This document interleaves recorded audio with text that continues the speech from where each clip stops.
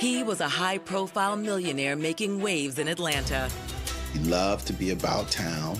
He fancied himself as kind of a great Gatsby. She was an exotic island beauty in search of the American dream. She was ambitious, she was intelligent, and she was trying to better herself. When their stars collide, their steamy romance plays out like an X-rated movie. Sexually, they were like fireworks. He told people that she satisfied him in a way that no one else satisfied him. But just when their carnal lust reaches its peak, an intimate secret is exposed. For him to have such a secret life, that was a shock. And the consequences are deadly. When someone is beaten, that really blood splatters everywhere. Investigators soon uncover a bevy of beautiful suspects, each with their own lurid connection to the victim. He really led a secret life. Sometimes that would include threesomes, foursomes. There were lots of people who had motive. There were lots of people who had opportunity. This was one of the most gruesome scenes that I had seen. The question is, who was angry enough to have done this?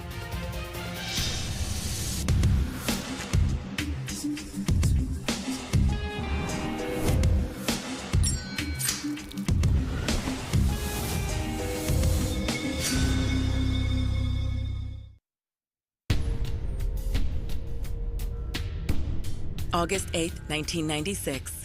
It's a serene morning in the upscale Atlanta suburb of Roswell, Georgia. But that tranquility is shattered when police receive a desperate 911 call. On the line is Jackie Herndon. Emergency, somebody done killed my baby. Okay, tell me what's going on. I don't know, I came in the house, he's 40 years old, I found him in the bed. Hurry, please. Police rush to the address and race upstairs to the master bedroom. Police department. What they find is unsettling to even the most seasoned officers. Room is unbelievably bloody. The sheets are covered in blood. The pillowcases are covered with blood. It is a very terrible scene. In the bed is the naked, lifeless body of a middle-aged African-American male. Major crimes and forensics. His head was battered in a very forceful way, no less than 14 times. The victim is identified as Jackie's son, 41-year-old Lance Herndon, a successful and highly regarded businessman in the Atlanta community. Lance was a high roller. He had a beautiful home in Roswell. He had nice vehicles. He dressed well. He took care of himself. He's been down about 12 hours. As medics pronounce Lance dead, police begin to process the scene. But what nobody inside this upscale Atlanta home can fathom are the twisted skeletons lurking inside the closet of one of the city's rising stars. I've described Lance as somewhat of an iceberg. I mean, what you saw was what was sticking out of the surface, but below there was a lot of other stuff going on. Born in 1955, Lance Herndon grew up in the historic New York neighborhood of Harlem. With both of his parents working full-time, Lance was the classic latchkey kid. His mother left notes whenever she needed to tell him something. So Lance mostly was raised by babysitters. The absence of his parents, particularly his mother, seemed to affect Lance's ability to foster lasting relationships with the opposite sex. It goes back to that lack of relationship with his mother. He was still trying to fill that void that was missing. He really did not know how to relate to women. But one thing Lance did learn from his parents was the value of hard work. Lance poured his heart and soul into his professional life. Lance Herndon was a very bright man, a very driven man, a very disciplined man. Lance moved to Atlanta to pursue a career in computer science. And then he started his own company, Access Inc., which staffed computer staff personnel to different companies. And in his 30s, his hard work and unparalleled salesmanship netted him some highly coveted customers. Lance had some really impressive clients. IBM, Nations Bank, Citibank, Coca-Cola. He was considered one of the top 100 black entrepreneurs in the country. With his business booming, Lance built his dream home, a colonial-style estate in the North Cliff neighborhood of Roswell that also acted as the headquarters for his company. The top floors were reserved for their private home, and Access Inc. was in the basement. It wasn't just Lance's business that was booming. For a man who'd previously had trouble hitting it off with the opposite sex, Lance's multi-million-dollar company and sprawling estate certainly made it easier for him to connect with the ladies. He had a lot of money. And for someone with power and stature, Atlanta was ripe for the picking for women. I think he couldn't help it. He seemed to care for the girls, but he wasn't satisfied. He was addicted. He needed more and more and more. By the time he was 40, Lance had been married and divorced 3 times. But even though he seemed addicted to the Playboy lifestyle, Lance longed to meet that special someone. Lance needed to be loved. He was still trying to fill that void that was missing. Lance celebrated his 41st birthday with a lavish party. It was there that he was introduced to an Atlanta bombshell he'd never seen before. Lance, meet my friend Dion. Dion. 29-year-old Dion Baugh. Happy birthday. Thank you. The two connected instantly. Dion was from Jamaica. She was petite. She was attractive. She was enrolled in college at Georgia State. And I think it's fair to say that Dion wanted to climb to heights that she had not achieved in her life. Lance was intrigued by Dion. He liked small, petite, fair-skinned women. She had this Jamaican accent that made her exotic, and the relationship took off suddenly. The Jamaican beauty and the Peachtree City power player soon became inseparable, though most of the couple's time together was spent in the bedroom. He met his match with Dion. He told people that she satisfied him in a way that no one else satisfied him. A little bit. In exchange for nurturing him both sexually and emotionally, Lance showered Dion with lavish trips and luxurious gifts. Oh my God, baby. And even helped pay for her schooling. Anything Dion desired was hers for the asking. He started to buy her jewelry and expensive gifts and bought her a brand new Mercedes. She really thought, I've made it. I have struck it rich. I love him. He loves me. I'm going to marry him. But just as Dion and Lance seemed ready to tie the knot, their relationship was cut short in brutal fashion. It starts when Lance's mother reports finding his body in his palatial master bedroom early on the morning of August 8, 1996. She has found her son dead, naked, in bed, bludgeoned to death. But as police begin to dissect the scene, they'll soon discover that Lance Herndon's life of luxury did more than allow him to land the woman of his dreams. It also allowed him to indulge other dark fantasies that may have led to murder. He was such a well-respected businessman. Nobody really would have guessed that he had this kind of seedy sex life behind the scenes.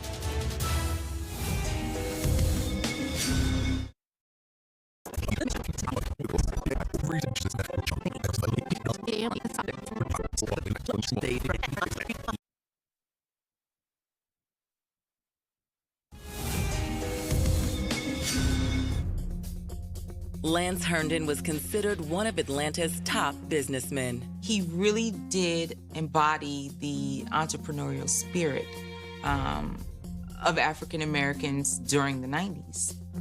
But while Lance succeeded in business, his personal life was less fortunate. That is, until he met a 29-year-old Jamaican-born beauty named Dion Baugh. She was very fair-skinned. She was from the islands. It was an eye candy, another eye candy for him. It was a chase for him. But Lance and Dion's red-hot romance was snuffed out when Lance's mother discovered her son's dead body in the master suite of his sprawling suburban mansion. There is blood all over the bedroom, and Lance Herndon has been bludgeoned to death. His skull had been smashed multiple times. He'd been beaten brutally. Judging from the state of rigor mortis, it appears Lance had been dead 5 to 7 hours. But as they survey the scene inside the opulent master bedroom, investigators can't help but wonder if someone targeted the dashing businessman for his money. Lance Herndon had become a very powerful man. He was very successful. He was making money, and people recognized him. But an initial search of Lance's residence suggests otherwise. Nothing of value is missing. His wallet is on the table. Money's still in it. His IDs are still there. Everything of value is still in place. But in Lance's office, investigators determined there is one item of value missing. That might be a laptop. Yeah. Check that bag. They noticed his laptop wasn't there. Lance was a shrewd businessman in the dog-eat-dog world of technology. Is it possible his murder was the work of an adversary, looking to take out their primary competition? He also had other things going on from a business standpoint that could have created other suspects in this case, other people that had an axe to grind with him, other people that broadened the field of suspects. According to Lance's mother, who made the initial 911 call, the idea that her son was loathed by his competitors doesn't hold water. They're telling the police everything that they know about Lance. They don't think he has any enemies. He got along with everybody, and he was very well respected.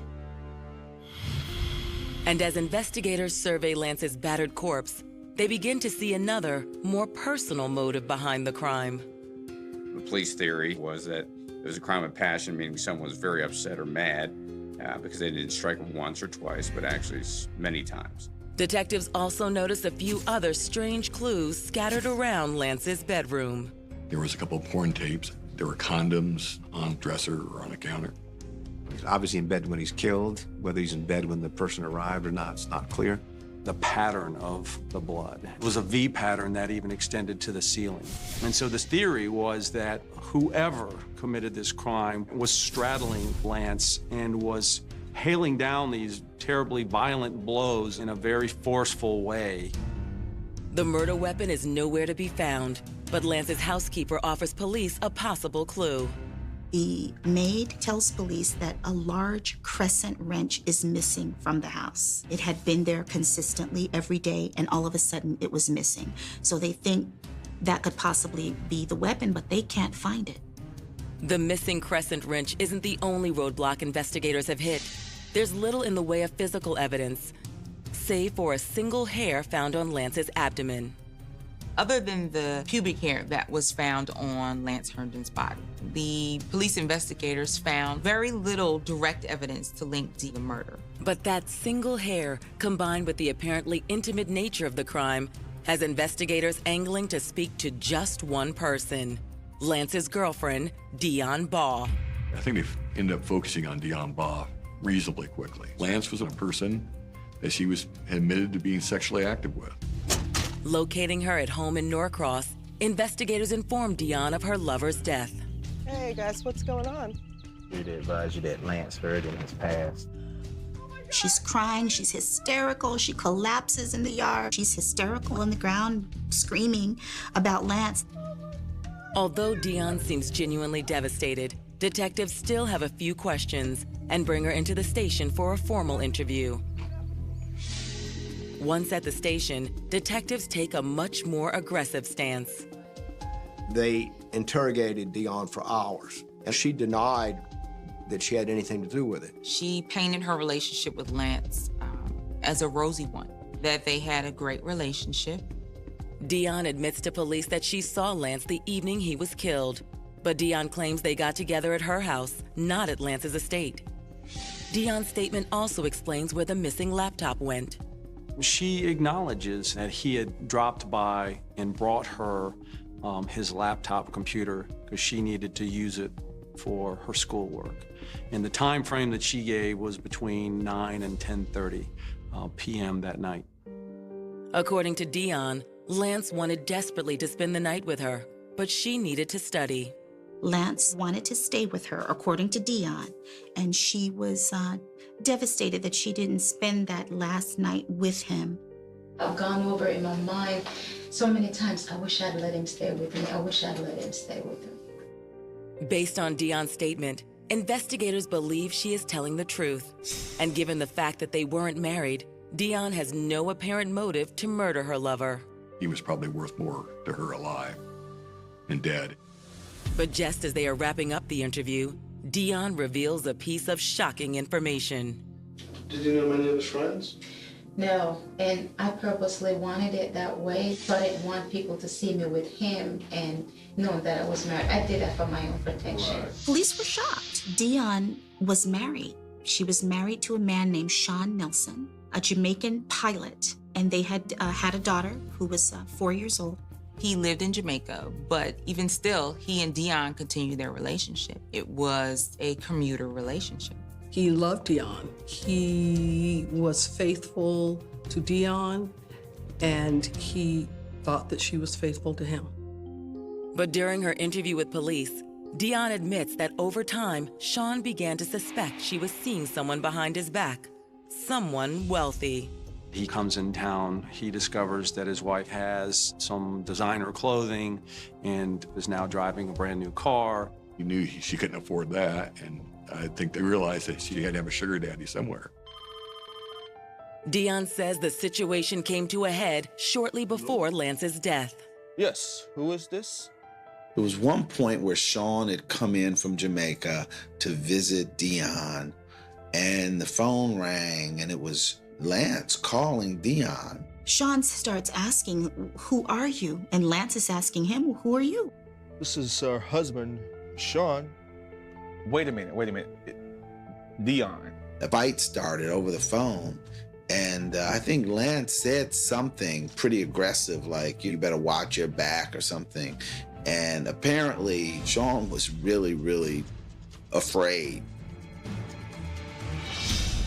The fact that Dion's husband, Sean, knew about her affair shoots him to the top of the suspect list. Sean would have also been a natural suspect because he could have just either murdered Lance himself or hired someone to do it. But in order to speak to Dion's husband, investigators must venture into international waters, where a few, even more sinister secrets lay hidden beneath the surface. Don't see murder cases like this. A real, honest-to-God whodunit is actually pretty rare these days.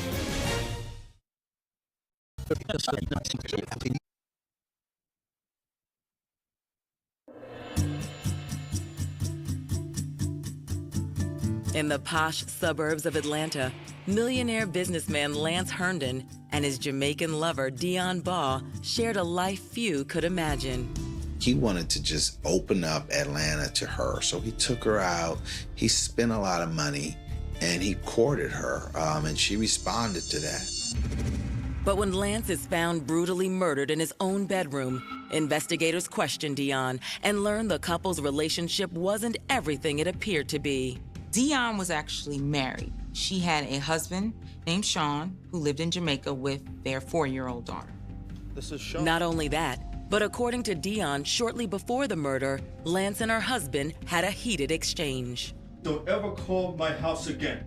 Maybe I won't call. Maybe I'll just come over there. How about that? Don't ever call my house again. Within this conversation, between the screaming and yelling, threats were made. Dion also informs police that Sean was actually in town the day of the murder. Sean had been in Atlanta visiting Dion just before the murder. How ironic that he left for Jamaica the evening Lance was killed. Police are anxious to talk to Sean Nelson, but Dion explains that Sean technically still lives in Jamaica. Once an unalibied suspect leaves the country, concrete leads may quickly deteriorate. Continuing the investigation brings on legal, economic, and time constraints. But with the help of Sean's airline employer, detectives are able to track him down. They make the trip to Jamaica to interview Sean at his home. Can I help you? The investigation was very thorough. They did go to Jamaica. They interviewed her husband down there, found out a lot about what happened. Sean readily admits his wife's affair left a bitter taste in his mouth, but he's adamant he had nothing to do with Lance's death. I hated him. I hate what he did to my family. As detectives continue their conversation, it becomes evident Sean couldn't have committed the crime. Time of death indicates Lance was killed sometime between 2 and 3 a.m. By this time, Sean was already heading back to Jamaica. In fact, he had already landed. Thank you very much. With their investigation at a standstill, detectives reach out to friends and family for more information about their victim. In doing so, they unearth another unexpected surprise. Turns out Dion wasn't the only one juggling multiple lovers. Not by a long shot. They said that they couldn't keep up with the amount of people that he was sleeping with. Lance had a harem of women, and he saw women as objects and someone that he could lay with, play with, and when he was finished, he would put them aside and he'd pick up the next one. But in Lance Herndon's binders full of women, one appears to stand out. A gorgeous brunette named Kathy Connor he met at a party. Kathy was beautiful. She knew how to stand, how to sit. Very classy lady, and he enjoyed having Kathy on his arm. But it's not Kathy's good looks that pique investigators' interest. Police processing the scene find a picture of a woman, a beautiful woman dressed in a white gown. The woman is Kathy. According to Lance's friends, Lance was as hot and heavy with Kathy as he was with Dion. She had the clothes in the closet. She was allowed to stay over when other women had to leave after he was finished. Kathy was what most would have considered his sort of trophy. If you saw Lance out at a formal event, it was probably with Kathy. She was definitely eye candy for him publicly. Which, to investigators, explains the real reason Lance and Dion weren't living together and why they seemed to spend most of their time getting it on in the bedroom rather than hitting the town. Kathy did not know about Dion. Dion did not know about Kathy. Is it possible that Kathy eventually found out about Dion and murdered Lance in a jealous rage? Obviously, Lance had cheated on her quite a bit, so she would have been a natural suspect as well. But detectives don't have to wait long for a chance to speak with Kathy. 1 week into the investigation, she storms into the police station. She sashays in, she sits down, and she's mad. She's upset because the police have not allowed her to go back into the home to get her clothes. So the police are thinking this woman is more concerned about her expensive clothes than she is her boyfriend. Investigators cut to the chase. So where were you that night? She tells them that she was going to spend the night with another millionaire. Detectives look into Kathy's story and determine she did indeed spend the evening with her other lover, another of Atlanta's wealthiest black businessmen. Police were able to verify everything that Kathy said, so she was ruled out. With Kathy Connor in the clear, investigators turn to the next woman on Lance Herndon's overflowing Rolodex of lovers. One who appears to be the wildest and perhaps most lethal of them all. Lance would lend her to his friends. She basically would do anything that he asked of her in exchange for financial gain.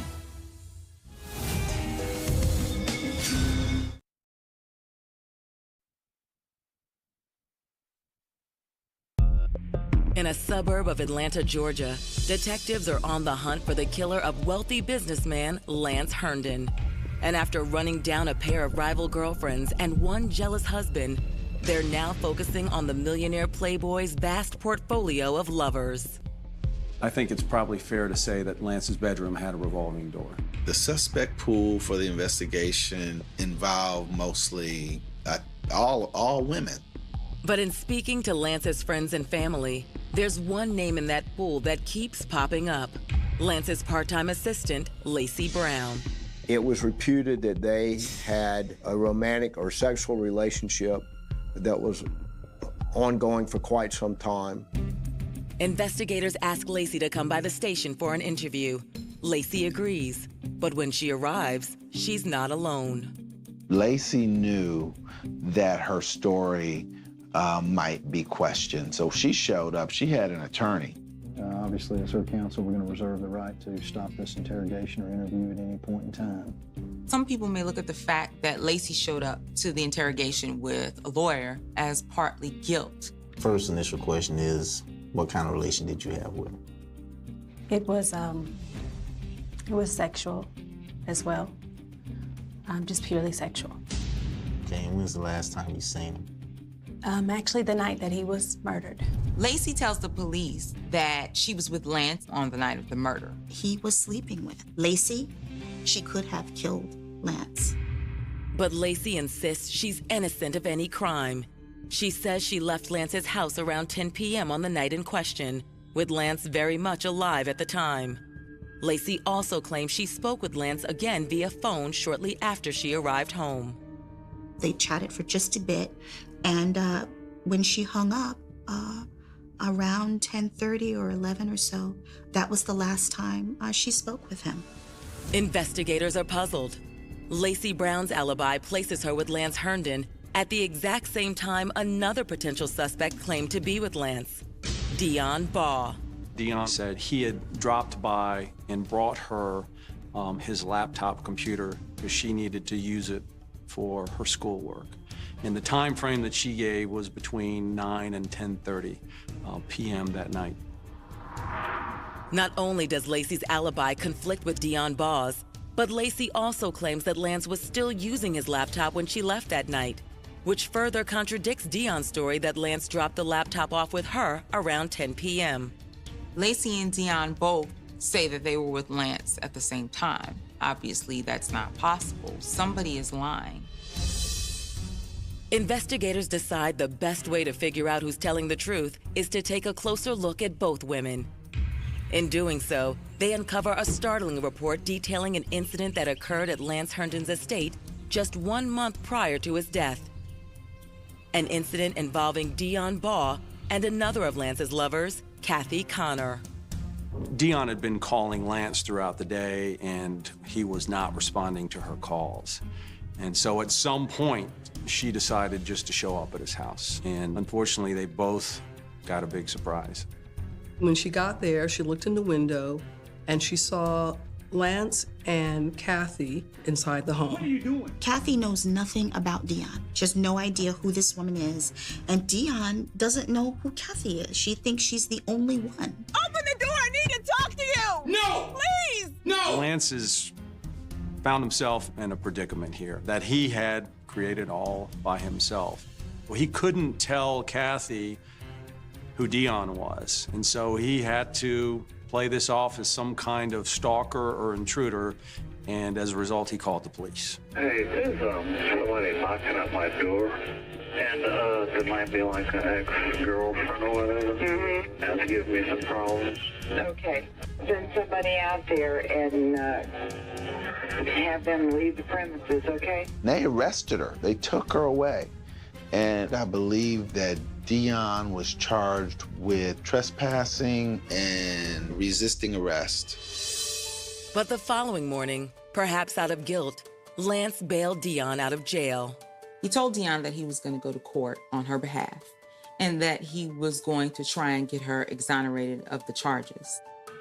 They had some trust issues after that moment. They continued to see one another, but I think Lance was walking on eggshells with her, and I think that she no longer trusted Lance.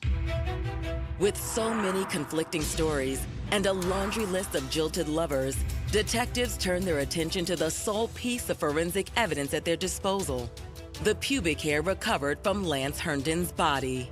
Because Lance was sleeping with several women, the investigators took DNA samples from 3 of the women that Lance had been with: Lacey, Dion, and Kathy. It was obvious that some DNA would be found on his body. The question was, whose DNA would it be?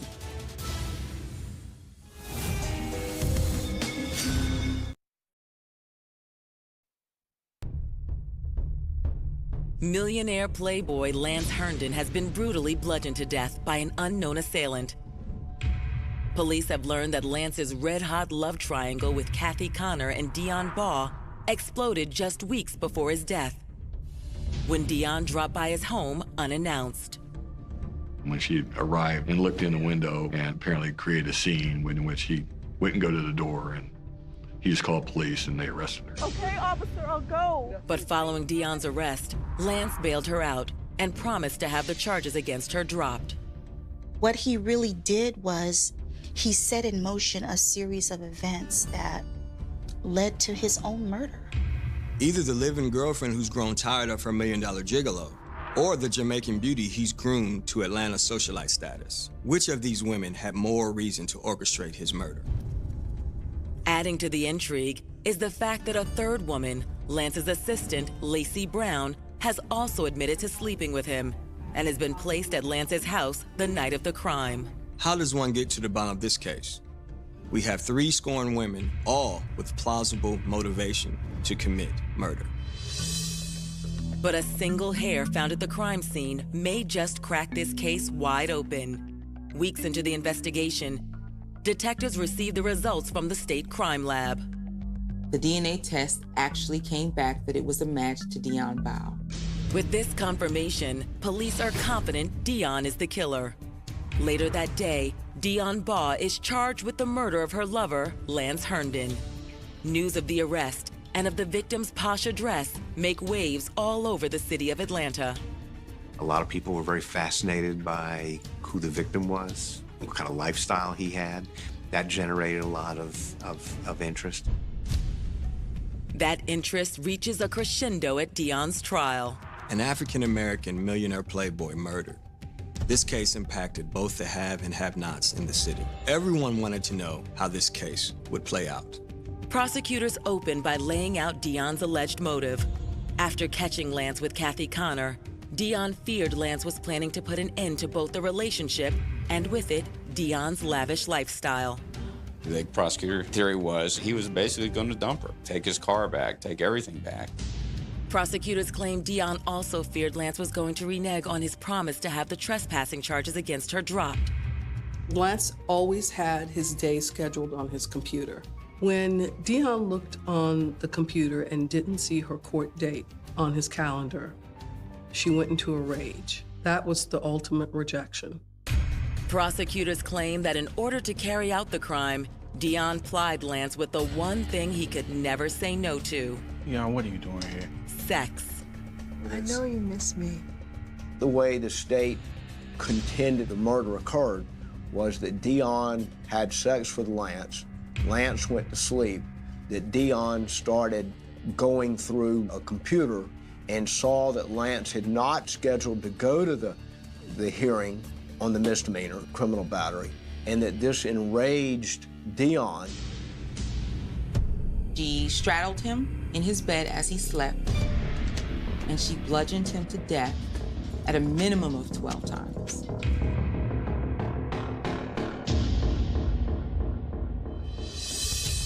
To support their claim, prosecutors introduced the hair they found on Lance's dead body, the hair that DNA testing proves belongs to Dion.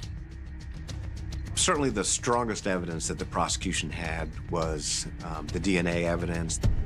But when it's their turn, Dion's attorneys take aim at the DNA evidence. There was no doubt that Dion Baugh was having a love affair with Lance Herndon. Of course there's going to be DNA evidence in his bed. They dated, they were intimate, and he could have rolled around and it could have been stuck to his body. The prosecution counters by submitting the report from the incident that took place 1 month prior to the murder, which they say clearly paints Dion as a vindictive and potentially violent person. Dion's arrest at Lance's home made her appear very angry. So angry that she was attempting to force her way inside his home. This displayed anger showed her ability to act out violently. In addition to the incident report, prosecutors call one of the case's lead investigators to the stand, who recounts a slew of unflattering stories about Dion. Many of them relayed to him by her and Lance's friends and family.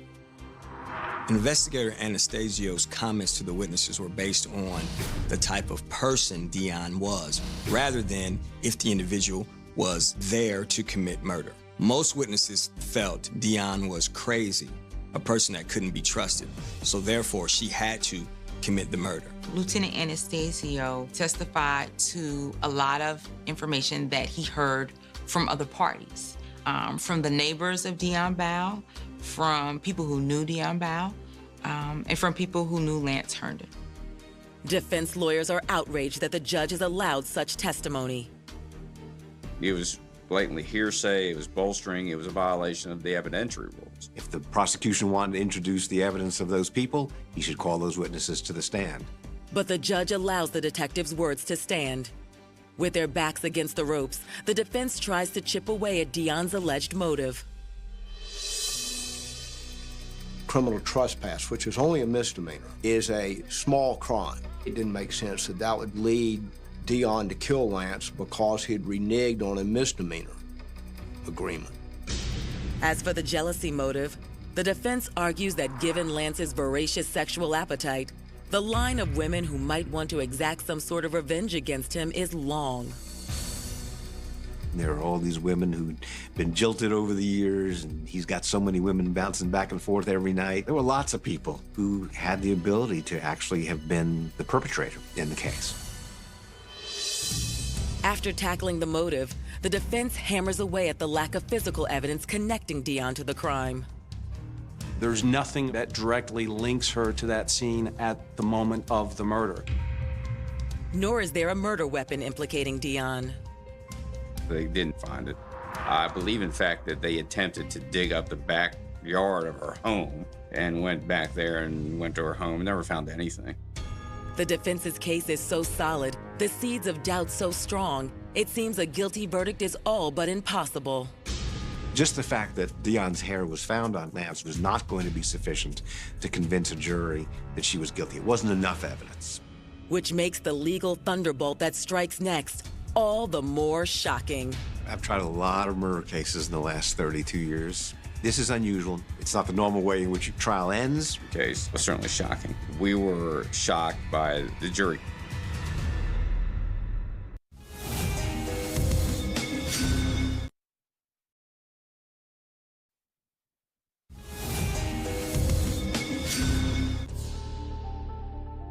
After 2 weeks of testimony, Dion Ball's murder trial for the death of her Playboy lover, Lance Herndon, is drawing to a close.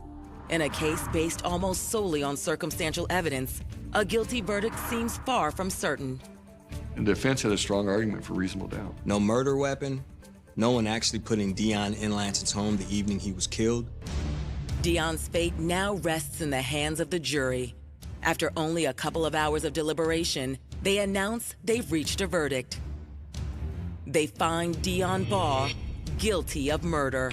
She was convicted of murder, and in Georgia, that's an automatic life sentence. It was a compliment to the prosecutor because all they had tying Dion Ball to the crime was a hair and some DNA on a person that she had admitted to being sexually active with. Dion was very cool during the entire trial, but when the verdict was handed down, she wept.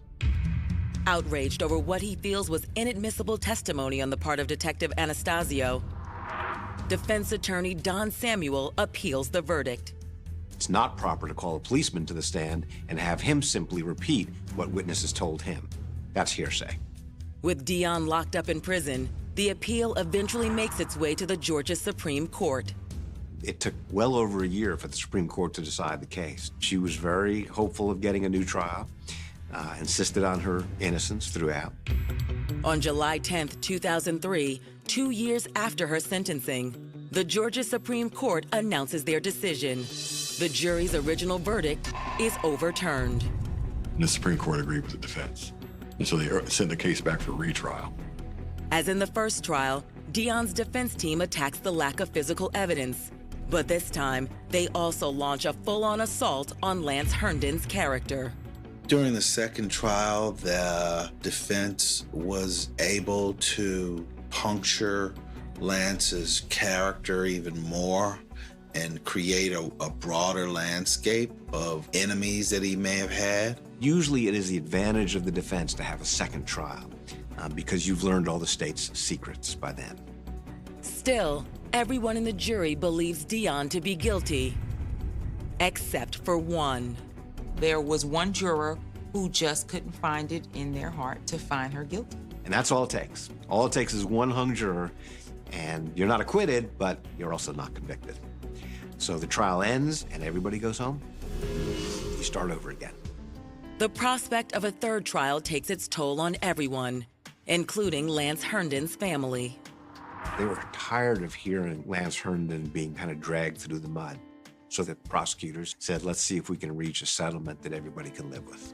And that's what happened. Dion was floated an offer by the state of voluntary manslaughter with a sentence of 10 years in prison. Having served 2 years while her case was on appeal, Dion takes the deal. She decided to cut her losses. In one case, she was convicted, and another time she had a mistrial. And she didn't want to roll the dice one more time and took the 10 years. In July of 2011, after completing her sentence, Dion Ball walks out of jail a free woman. But questions about her guilt or innocence linger to this day. I wouldn't stake my life on the fact that Dion was the killer in this case. There was just too many question marks. And while the truth of what really happened that fateful night in Lance Herndon's opulent master suite remains a mystery, one thing is for certain. Playing fast and loose with the hearts of so many comes at a price not even the wealthiest among us can afford to pay. He loved being with women. He loved giving gifts. He loved spending the night with them. I don't think he was mean. I don't think he was cruel. So he doesn't deserve what happened. But his lifestyle causes, unfortunately, a lot of unhappiness in other people.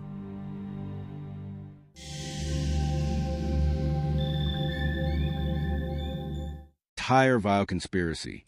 He explained that a year prior to the murder, Patricia complained to her sister Sheila about Fred being a tightwad and asked her to find someone to eliminate him.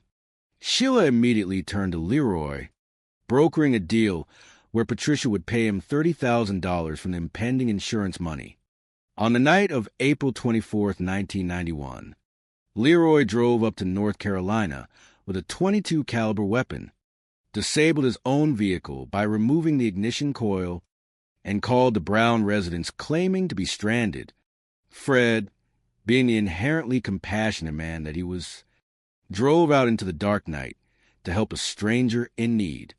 While Fred was looking under the hood, Leroy pulled the gun and coldly informed Fred that his own wife wanted him dead.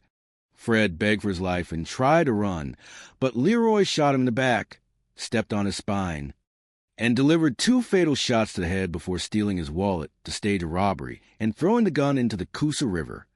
And the most pathetic detail of this entire miserable plot is that Patricia never even paid Leroy the $30,000 she promised him. I tell you, there is absolutely no honor among thieves, and certainly none among cowardly murderers. Armed with phone records that perfectly corroborated Leroy's timeline, investigators finally arrested both sisters. Sheila instantly turned on her sister to save herself, taking the stand for the prosecution. During the trial in May of 1995, the courtroom fell dead silent as Leroy calmly reenacted the execution. Patricia's defense attorneys desperately tried to argue that Leroy was trying to blackmail Fred over a fabricated affair, but the jury easily saw through the pathetic lies. After 2 days of deliberation, Patricia Brown was rightfully found guilty of first-degree murder and sentenced to life in prison, where she died less than 7 years later in 2002. Leroy and Sheila both pled guilty to second-degree murder and each received 50-year sentences. Behind bars, 3 lives locked away and 1 decent man executed in the dirt, all over a flock of screaming birds and some real estate debt. Conscience is usually a quiet voice, but in the dark and empty soul of Patricia Brown, it was entirely silent. A tragic mirage, the cost of boundless ambition and the shattering of a family. As observers deeply rooted in the cultural fabric of Germany, we are raised with profound appreciation for Masshalten, the wisdom of moderation and balance, and Zusammenhalt, the unbreakable bond of community, solidarity. We are taught that true security does not stem from boundless wealth, but from a harmonious life, grounded in reality, mutual support, and a quiet gratitude for what we have. Yet, when we cast our journalistic gaze across the ocean to a quiet neighborhood in Arlington, Texas, we bear witness to a chilling narrative. It is a profound tragedy that unfolded on June 10th, 2012, serving as a dark cautionary tale about the absolute collapse of reason when the human spirit is consumed by greed and unchecked desperation. This is the story of Long Nguyen and Hong Lee, a devoted elderly couple who crossed continents in the year 2000 to build a new life in the United States. It is also the story of how their relentless pursuit of prosperity became the very instrument of their demise, orchestrated by those they trusted most. The burden of an unforgiving dream. Long Nguyen and Hong Lee were the embodiment of resilience. Fleeing the shadows of their homeland's turbulent past, they arrived in Texas with their children, hoping to forge a legacy. In the early years, their diligence bore fruit. They established a commercial sewing business, working tirelessly and eventually securing lucrative contracts with major corporations. They were beloved figures in their community, known for their warmth, generosity, and quiet dedication. However, the foundation of their success was fragile. By the year 2011, the tides of fortune had turned. Major contracts were lost, and the family business began to hemorrhage money. In German culture, times of crisis often draw communities closer together, relying on a robust social safety net and a collective spirit of endurance. But for Long and Hong, the terror of financial ruin induced a profound psychological paralysis. Stripped of their security, they did not turn to rational restructuring or community aid. Instead, paralyzed by the fear of losing their hard-won status, they regressed into the ancient mysticisms of their heritage. They became convinced that a spiritual curse was the root of their misfortune. This fatal departure from rational thought left them deeply vulnerable to exploitation. The psychology of exploitation, the false savior. Desperation is a fertile breeding ground for predators. Through a local newspaper, the couple, guided by their son-in-law, 38-year-old Chow Tran, found a spiritual advisor based 250 miles away in Houston. Her name was Daphne Wright. To understand Daphne Wright is to look into the abyss of pathological greed. She presented herself as a savior capable of lifting curses and restoring prosperity. In reality, she was a master manipulator who weaponized faith. Psychologically, Daphne operated with a chilling detachment from human suffering. She recognized a profound existential terror gripping Long and Hong and capitalized on it, charging exorbitant fees for hollow rituals. Over time, the family's debt to the spiritual advisor swelled to an astonishing sum, estimated between $250,000 and $280,000. Daphne established a psychological monopoly over the family, convincing them that failure to pay would result in catastrophic spiritual and physical ruin. When the couple inevitably could not pay, Daphne's illusion of spiritual guidance evaporated, revealing a ruthless extortionist who demanded ultimate repayment, the ultimate betrayal, an inside job. The most devastating element of this tragedy is not the cruelty of a stranger, but the betrayal from within. Chow Tran, the son-in-law who served as the face of the family business, emerged as the dark architect of his own family's destruction. Financial records later revealed that Chow and his wife were the beneficiaries of life insurance, policies totaling $850,000. Faced with mounting debts and the collapse of his business, Chow's internal moral compass shattered completely.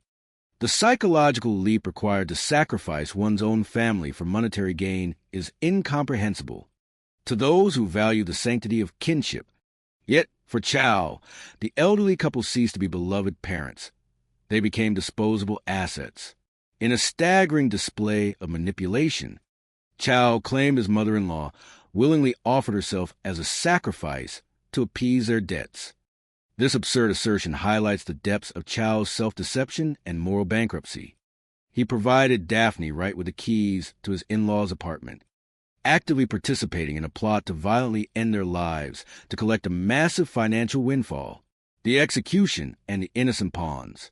To execute this macabre plan, Daphne Wright preyed upon another layer of societal vulnerability. She enlisted 49-year-old Bobby Guillory, a man struggling with homelessness and severe poverty, offering him $10,000. Bobby, in turn, brought along his 16-year-old nephew, Willie. On the morning of June 10, 2012, the tragedy was set into motion. The perpetrators entered the apartment and waited. When Long and Hong returned from a joyful family birthday celebration, they were ambushed in their own sanctuary. The crime scene was deliberately staged to look like a random act of gang violence, complete with scattered belongings and a strategically placed colored bandana. The elderly couple was cruelly bound and suffered fatal injuries, their lives extinguished in a place that should have been their safe haven. For years, the stage scene confounded seasoned homicide investigators. It was not until the year 2015, when Willie, now an adult, committed a separate offense, that his genetic material was entered into a national database. This evidence matched a discarded marijuana cigarette left at the Arlington crime scene, unraveling the entire conspiracy. A somber reflection on justice and human nature. The wheels of justice turn slowly and often leave a bitter aftermath. In September of the year 2019, a jury sentenced Daphne Wright to life in prison without the possibility of parole. Bobby and Willie Guillory also face the severe consequences of their actions. Yet, the resolution remains fractured. To secure the conviction against the mastermind, prosecutors were forced to offer Chow Tran immunity in exchange for his testimony. The man who unlocked the door to his family's demise walked away, his pockets lined with the insurance money, untouchable by the law. As we reflect on this harrowing sequence of events, we are reminded of why society must prioritize the spiritual and communal well-being of its people over the relentless pursuit of wealth. The tragedy in Texas is a dark mirror reflecting the absolute worst of human avarice. It reinforces our belief that true peace is found in knowing when we have enough, in cherishing our loved ones above all material gain, and in maintaining a steadfast grip on reason when the storms of life threaten to overwhelm us. The memories of Long, Nguyen, and Hong deserve to be honored not through the lens of brutality they suffered, but as a solemn reminder of the enduring need for empathy, integrity, and the protective embrace of a grounded community. Humans are peculiar creatures. They kill for the most ridiculous reasons you could possibly imagine, and they often think they are absolute geniuses while doing it. When a person closes a door at night, nobody knows what goes on inside. But blood has a voice, and a crime scene is a very bad liar. Let me tell you about a 37-year-old man named Bernie James. Born in the summer of 1949, Bernie was a good man. He was a Marine who served 2 tours in the jungles of Vietnam. He came back home, became a firefighter, a paramedic, and eventually a park ranger. He spent his entire life protecting people and preserving life. He met his first wife, Lisa, on a medical call. They had a beautiful magnetic attraction and brought 3 children into this world in just 3 years. Life was good until tragedy struck. An aneurysm took Lisa away just before Christmas of 1980. Bernie was left broken, a single father drowning in grief, desperately trying to keep his 3 toddlers afloat. He had a massive heart, and I tell you, that heart became his absolute greatest vulnerability. Enter a woman named Patty. She had a deep surgical scar on her face from a childhood tumor. She convinced herself that the world found her hideous, that nobody would ever love her. But Bernie did not see that scar. He saw a companion. He saw a mother for his children. He married her in 1982, and she legally adopted his kids. But Patty was not a savior. Her physical scar was absolutely nothing compared to the ugly, bottomless void inside her soul. She was a master manipulator, a grifter who even faked her own child being deaf just to steal money from local churches. She isolated those children from the world. She kept Bernie away from his own parents. She was a parasite, feeding on the goodness of a man who just wanted his family to be whole. By the spring of 1987, they were living in the quiet bedroom community of Wilton Manors, Florida. Bernie had finally opened his eyes to the monster in his house. He was planning to divorce her. Now, a woman like Patty cannot handle rejection. She had already been divorced twice. To her, Bernie leaving meant losing her control and her financial cover. So she decided he had to die. But first, She made sure she was the sole beneficiary of his life insurance policy, completely cutting out his 3 young children. My, the pure greed of some people is truly astounding. On March 24th, 1987, at 9:22 in the evening, a frantic 911 call comes into dispatch. Patty claims she found Bernie unresponsive in his car in their driveway. When officers arrive, the family is performing cardiopulmonary resuscitation on the front lawn. Emergency medical services determine Bernie is already dead. I look at this scene and immediately things do not add up. Bernie has severe blunt force trauma to the right side of his head and ascending ligature marks around his neck. He was attacked from behind and strangled. But look at the car. The passenger seat is fully reclined. There's a tiny bit of blood on the center console, but nowhere near enough blood volume for a catastrophic head wound. You cannot swing a weapon inside a compact vehicle and generate that kind of lethal force. It is physically impossible. You have to be kidding me if you think this murder happened in that car. Then we look at the supposed robbery. His wallet is tossed a few feet away on the grass, rifled through. There is no cash, but his credit cards and identification are still inside. I tell you, a real mugger grabs the wallet and runs down the street. They do not do a casual inventory check on your driveway. And then there is Patty and her ridiculous story. She says Bernie was outside fixing an electrical issue and doing an oil change. She claims she went outside and saw him talking to a tall black man with a French accent asking for matches. 20 minutes later, she finds Bernie dead, but we check the vehicle. The oil dipstick is completely full. No oil change is happening. Patty was lying through her teeth. The entire crime scene was staged, and it was staged poorly by an amateur. We bring her into the police department. We press her. We show her that her story is absolute garbage. Suddenly, the grieving widow changes her tune. She lowers her head and says she knows who killed him. She points the finger at a man named Tim Ott, someone they knew from a local bowling league. She claims Tim was trying to protect her from Bernie and his alleged physical abuse. She weaves this elaborate tale of going to Tim and his apartment, getting locked in the bathroom, hearing the television turn up extremely loud, and coming out to find Tim dragging Bernie to the car. We find Tim Ott, a soft-spoken, supposedly intelligent man. We sit him down and ask him about Patty and Bernie. He looks confused. He says he does not know anyone by those names. We show him photographs. He points at them and says, "Oh, that is Demian Booth. You cannot make this up." Patty had completely fabricated multiple identities.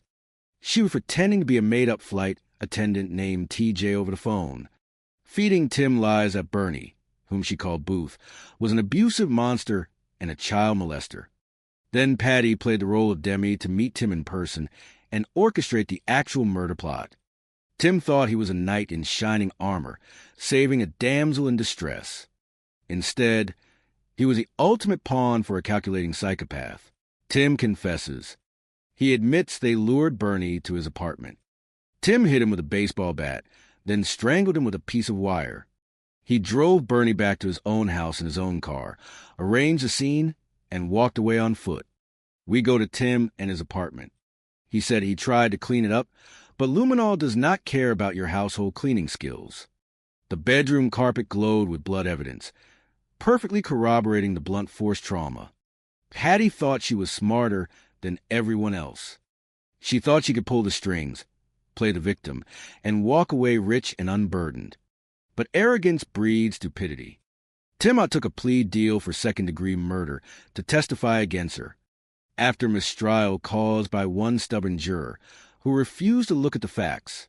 The second jury saw Patty for exactly what she was. They convicted her of first-degree murder, and she was sentenced to spend the rest of her natural life in a concrete box. Bernie James survived the horrors of war only to be slaughtered by the very woman he trusted to raise his motherless children. If the word evil could ever be applied to a human being, it belongs to Patty. She had no conscience, no compassion, and absolutely no remorse. She shattered a loving family just to protect her own fragile ego and line her pockets. I have looked into the eyes of a lot of killers in my career. Most are driven by fleeting rage or sheer desperation. But Patty was a cold, empty void. She is exactly where she belongs, and society is far safer with her locked away in the dark. Humans are strange creatures. They kill for the most ridiculous reasons you can possibly imagine, and they always think they are smarter than the police. I tell you, they never are. Take a drive down Interstate 44 into Franklin County, Missouri. It is a quiet place, just farmland and woods, where people mind their own business. But the devil does not care about city limits. On the night of October 22, 1992, a motorist spotted a fire in a remote field near Stanton. Firefighters put out the blaze and found a truck reduced to its bare frame. In the passenger seat sat a badly burned body. The fire had consumed almost everything, but fire cannot burn away the truth. It just makes us look harder. There was a metal rod in the right leg of the victim and a vehicle identification number etched into the truck frame. That number led us to Karen and Danny Coleman in St. Louis. Danny was 38 years old. He was a mechanical engineer and an Army veteran whose service was cut short by a motorcycle accident, which explained the metal pin.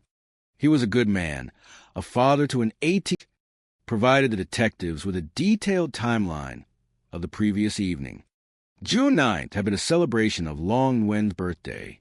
The family had gathered for a joyful dinner, playing cards and sharing stories until approximately 10 o'clock in the evening. Afterward, another relative had driven the elderly couple back to their apartment. That was the last time they were seen alive.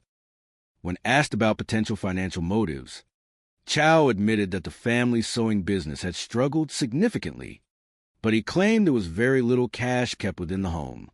He expressed absolute bewilderment as to who would wish to harm his gentle in-laws. The mystery deepened a few days later when Detective Stewart received an unexpected phone call from a life insurance representative. The representative revealed that Long and Hong were covered by a highly substantial joint life. Insurance policy valued at $1 million. When the detective inquired about the named beneficiaries, one name stood out clearly: Chow Tran. Chapter 4: The Cold Trail and the Hidden Name. On June 13th, the year 2012, detectives invited Chow Tran to the station to discuss the insurance policy. Chow remained cooperative and calm. He explained that the policy had been established to safeguard the commercial sewing business, ensuring that if any tragedy befell the elders, the family would have the financial resources necessary to keep the business operational and support the grandchildren. Furthermore, Chow and the remaining family members possessed solid, mutually verified alibis for the entire night of the crime. They had been together, enjoying a family gathering far from the scene of the tragedy. The forensic laboratory processed the genetic material recovered from the marijuana cigarette, hoping to find a match within the federal database known as the Combined DNA Index System. However, the results returned negative. The genetic profile did not match any registered individuals, nor did it match any of the family members who had willingly provided samples. With no database matches and no immediate leads, the investigation slowly ground to a halt. The neighborhood returned to its quiet routines. The sewing machines remained silent, and for more than 3 years, the files on the desks of Long Nguyen and Hong gathered dust in the archives of the Arlington Police Department. Then, in the autumn of the year 2015, a completely unrelated event in a neighboring county breathed new life into the forgotten case. A 19-year-old young man named Willie Guillory was arrested in Houston for a felony offense involving the theft of a horse. Because a felony conviction requires the collection of a genetic profile for federal database, Willie's genetic blueprint was entered into the system for the very first time. Within days, a computer system in Washington flagged a perfect match. The genetic material found on the discarded marijuana cigarette at the crime scene in Arlington, Texas, in the year 2012 belonged to Willie Guillory. At the time of the crime, Willie had been only 16 years old, which explained why his profile had never been in the adult database. Chapter 5. The Web of the Spiritual Advisor. On October 17th, the year 2015, investigators traveled to interview Willie Guillory. Confronted with the scientific certainty of his genetic profile being present inside the apartment, the young man broke down in tears and confessed. He revealed that he had not acted alone. He had been led to Arlington by his 49-year-old uncle, Bobby Guillory. Willie explained that his uncle had been approached by a prominent spiritual advisor in Houston, named Daphne Wright. According to Willie, Daphne was the orchestrator of the entire plan. She had reportedly claimed that the elderly couple owed her an astronomical sum of money, somewhere between $250,000 and $280,000, for spiritual rituals, curse-lifting ceremonies, and prosperity blessings performed over the previous year. When the family's business failed to recover, the debt had continued to grow. Daphne, unwilling to lose her investment, had learned of the substantial life insurance policies. She allegedly proposed a dark solution to recoup her funds, recruiting Bobby Guillory with the promise of a $10,000 payment to execute the deed. Armed with this astonishing revelation, detectives arrested Bobby Guillory on December 16th, the year 2015. Bobby, who had no prior criminal record, confessed to his involvement, confirming that Daphne Wright was indeed the mastermind who had coordinated the logistics, provided the keys to the apartment, and demanded the debt be settled at any cost. Yet, a shocking question remained. How had Daphne obtained the key to the elderly couple's apartment? During his interrogation, Bobby looked directly at the detectives and uttered a name that sent a chill through the room. Chao Tran. Chapter 6. The Verdict of Time. The revelation of Chao Tran's potential involvement painted a far more complex picture of devotion, fear, and financial desperation. Investigators learned that the family had become deeply ensnared in Daphne's spiritual influence. They believed implicitly in her power to control fortunes and manipulate destiny. Chao claimed that his mother-in-law, Hong, had grown so desperate to save her family from bankruptcy and the spiritual wrath of the advisor that she had contemplated sacrificing herself so the family could collect the insurance money to pay the staggering debt. While prosecutors harbored deep doubts about this narrative, they recognized that to secure a conviction against the primary instigator, Daphne Wright, they required Chao's detailed testimony. In exchange for his full cooperation and truthful testimony against Bobby, Willie, and Daphne, the state offered Chao immunity from prosecution. In August of the year 2019, the trial of Daphne Wright commenced. The courtroom was filled with quiet tension as the details of the spiritual business were laid bare. The prosecution presented ledger books seized from Daphne's residence, detailing extraordinary fees of tens of thousands of dollars charged to vulnerable clients seeking luck and blessings. Chao Tran took the stand, describing Daphne as an incredibly powerful, demanding figure who held an absolute psychological grip over his family's actions and decisions. The defense countered by arguing that Chao was the true beneficiary of the tragedy, pointing out that the insurance proceeds had gone directly into his bank accounts, enabling the purchase of a new home. Ultimately, after days of deliberation, the jury returned a verdict of guilty. Daphne Wright was convicted of capital murder and sentenced to life imprisonment without the possibility of parole. Bobby and Willie Guillory likewise faced the consequences of their actions under the law. Though the legal proceedings reached their formal conclusion, the detectives who had poured their lives into the case remained reflective. The memory of the gentle weavers, Long and Hong, who had crossed oceans in search of a peaceful life, lingered in the hearts of the community. Their journey stood as a poignant reminder of the enduring power of family, the tragic dangers of unchecked greed, and the relentless light of justice that, even after years of darkness, eventually finds its way into the deepest corners of the world. Chapter 1. The Promise of the Lone Star State. The sun always seemed to rise with peculiar warmth over Arlington, Texas. It was a sprawling city in Tarrant County, a place where the concrete highways stretched out like giant ribbons connecting a beautiful mosaic of different cultures.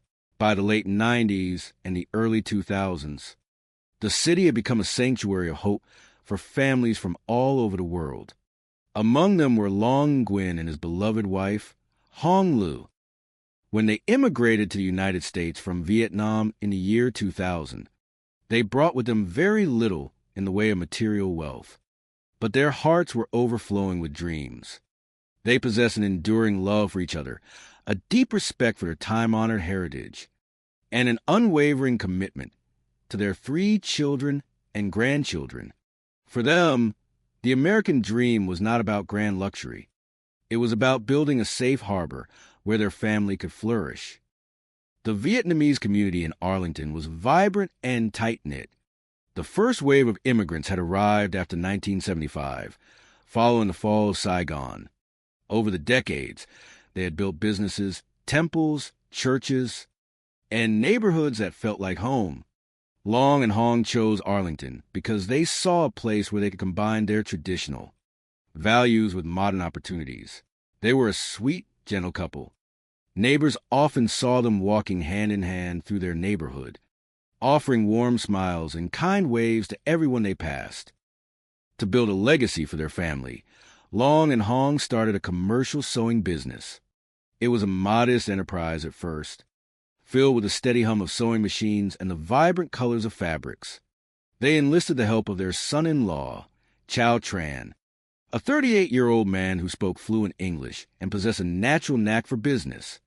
Chow became the public face of the company, the one who negotiated contracts, spoke with suppliers, and handled the daily interactions with corporate clients.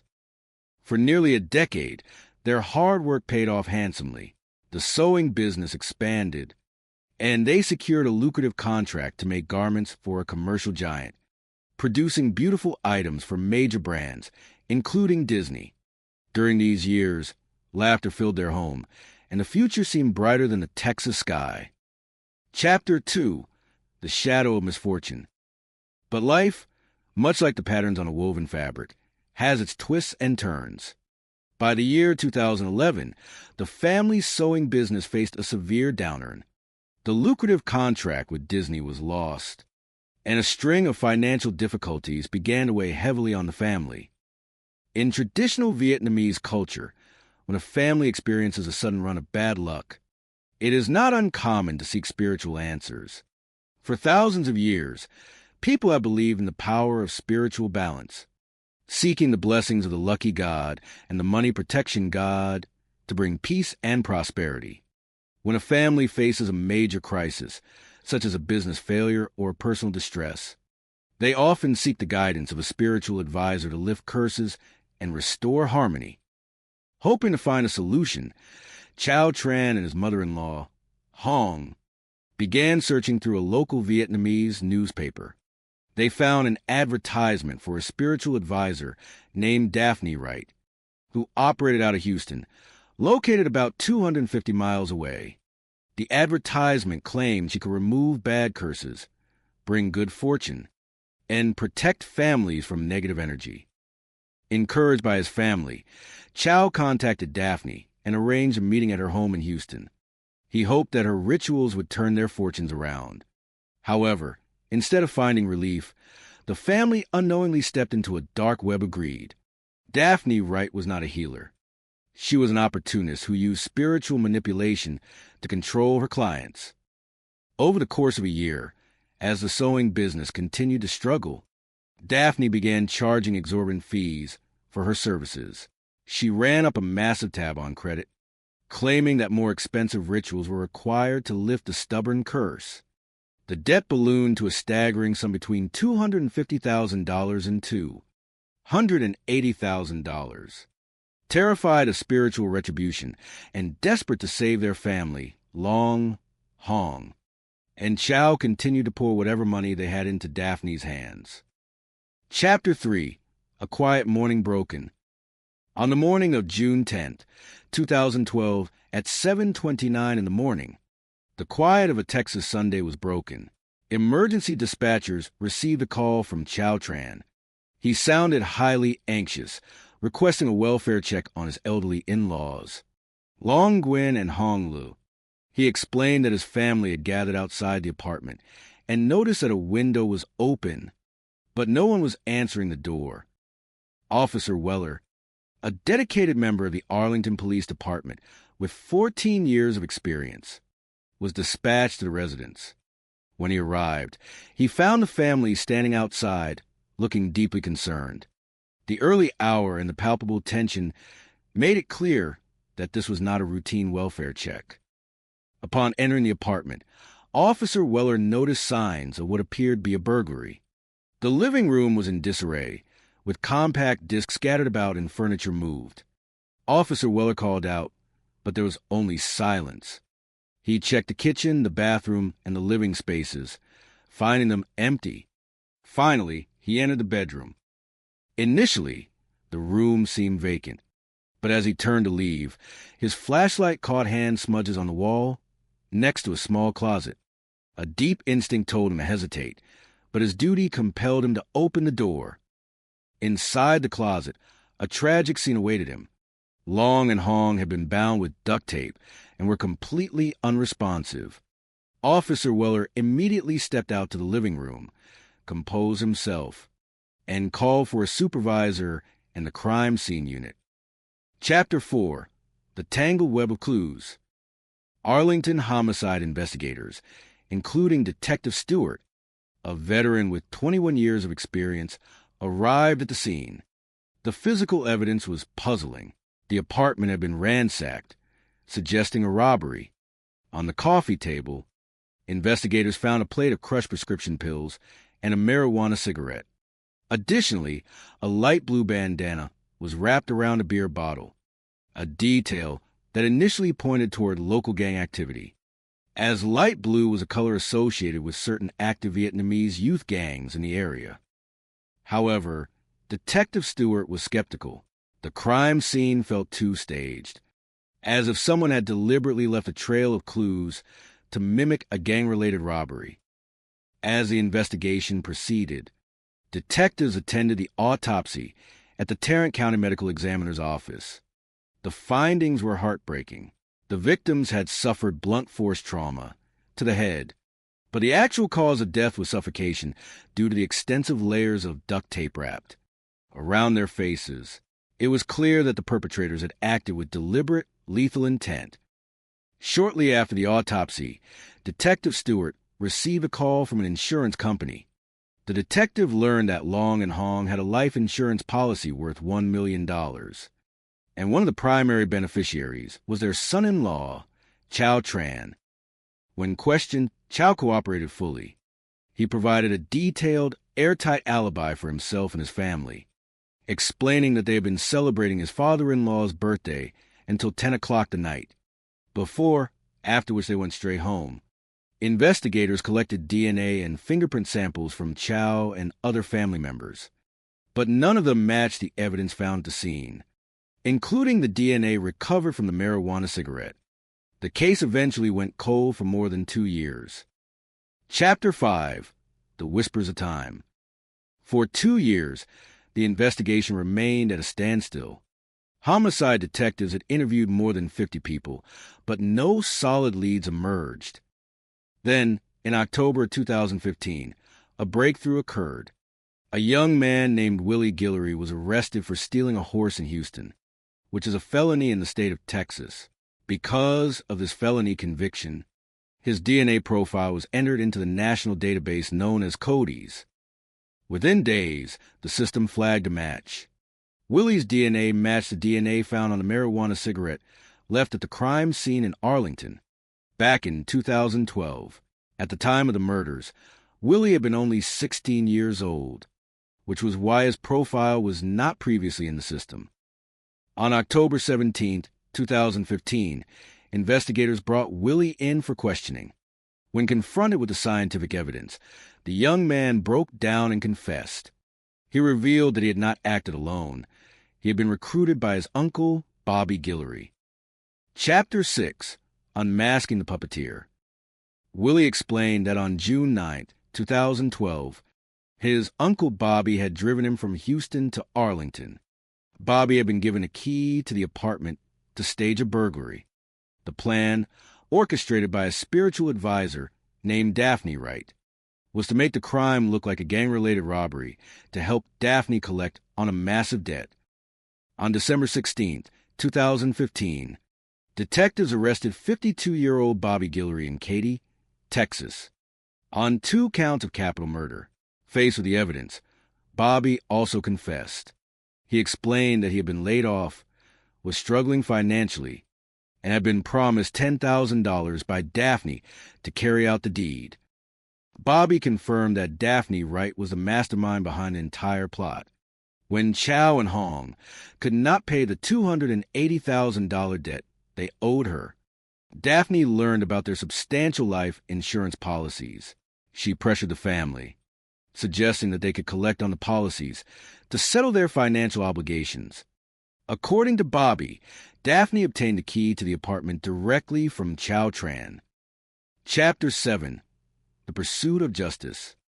With this crucial information, detectives obtained a search warrant for Daphne Wright's home in Houston.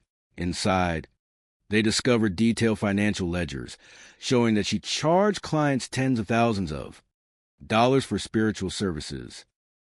To secure a conviction against Daphne, prosecutors offered Chow Tran a plea deal of immunity in exchange for his full and honest testimony. Chow agreed to cooperate. On August 26, 2019, the trial of Daphne Wright began. Chow took the stand and described Daphne as a greedy, manipulative woman who used her spiritual influence to control his family. He claimed that he felt completely powerless under her psychological grip. The defense argued that Chow was a willing participant who wanted the insurance payout for himself, noting that there was no written documentation of the alleged $280,000 debt. However, the jury ultimately found the prosecution's case compelling. In September of 2019, Daphne Wright was convicted of capital murder and sentenced to life in prison without the possibility of parole. Bobby Guillory and Willie Guillory also faced justice for their roles in conspiracy. While the legal resolution brought some closure, the memory of Long Nguyen and Hong Lu remained a poignant reminder of the importance of community, vigilance, and the pursuit of truth. The dedicated efforts of the Arlington Police Department ensured that those who preyed on the vulnerable were held accountable, allowing the community to heal and remember the sweet, hard-working couple for the love and warmth they brought to the Lone Star State. The morning sun of Texas has a way of rising with a sudden, golden intensity, casting long and warm shadows across the pavement of Arlington. It was June 10, 2012, a day that began like many others in Tarrant County, with the gentle hum of early morning traffic and the sweet scent of blooming crepe myrtles carrying on the warm breeze. But beneath the quiet suburban surface, a deeply moving story of family, faith, resilience, and the relentless pursuit of justice was about to unfold. The gathering on the sidewalk. At exactly 7:29 in the morning, the Emergency Dispatch Center in Arlington received a call. The voice on the other end belonged to Chow Tran, a 38-year-old Vietnamese immigrant whose tone was thick with mixture of confusion and growing worry. He was calling to request a welfare check on his elderly in-laws, Long Nguyen and Hong Lu. The dispatcher, trained to remain calm and collected, listened carefully as Chow explained the situation in his earnest, accented English. "My dad's name is Long, last name Nguyen. He is 70-something right now. My family, my wife, my son, we want to check on them because they did not answer the phone. They saw the window was open, and everything inside seemed to have fallen down.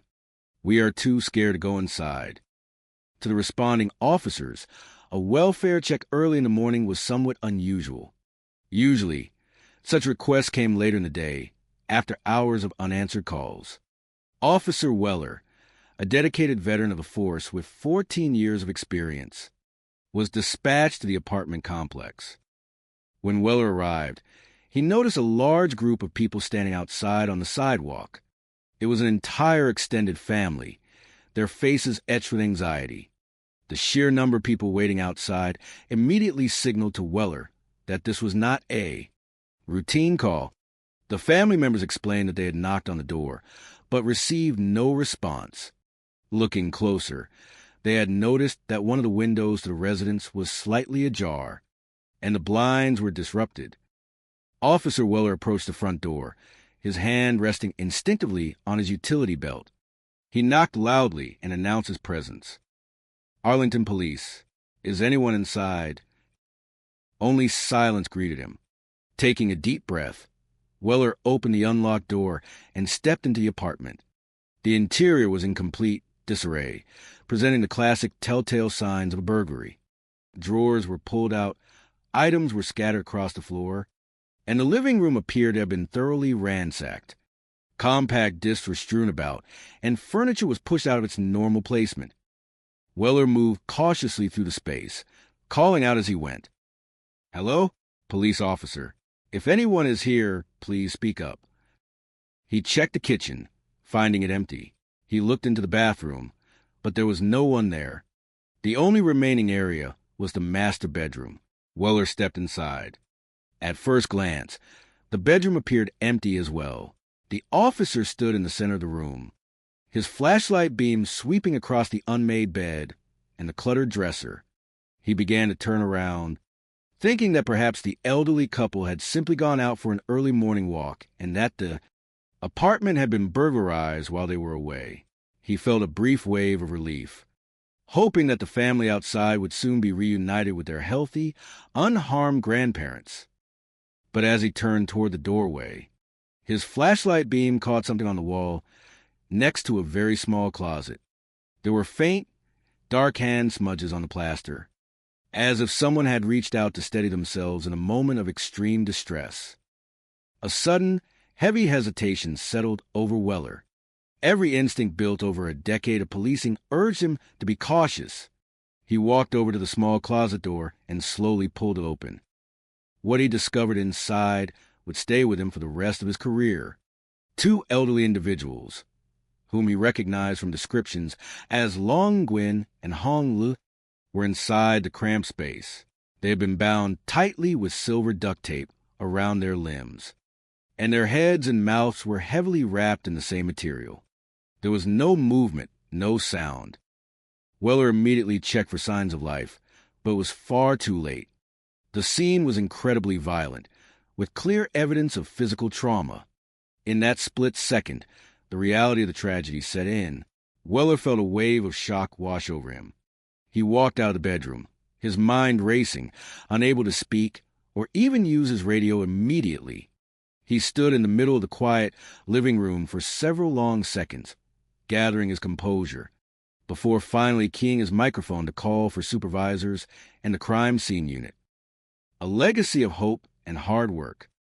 To understand the weight of this tragedy, one must look back to the year 2000, when Long Nguyen and Hong Lu first arrived in the United States from Vietnam. Like thousands of their compatriots who had immigrated in waves since 1975, they brought with them very little in the way of material wealth, but an abundance of hope, determination, and deeply cherished cultural traditions. They chose to settle in Arlington, Texas, a vibrant city in Tarrant County known for its diverse population and its welcoming, close-knit Vietnamese community. The area had become a haven for immigrant families throughout the 80s and late 90s, offering a supportive network where newcomers could establish businesses, preserve their heritage, and build a legacy for future generations. Long and Hong were the very definition of industrious. Soon after settling in Texas, they established a commercial sewing business. Because they spoke limited English, they enlisted the help of their son-in-law, Chow Tran, to manage the business affairs. Chow, who was energetic and spoke fluent English, became the public face of the enterprise, handling contracts, dealing with suppliers, and managing the day-to-day operations. For nearly a decade, the family business flourished.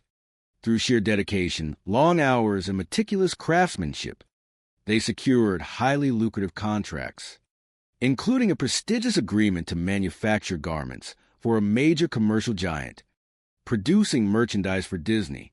It was the realization of their American dream. They bought a comfortable home, supported their 3 children and grandchildren, and became respected, prominent figures within the local community.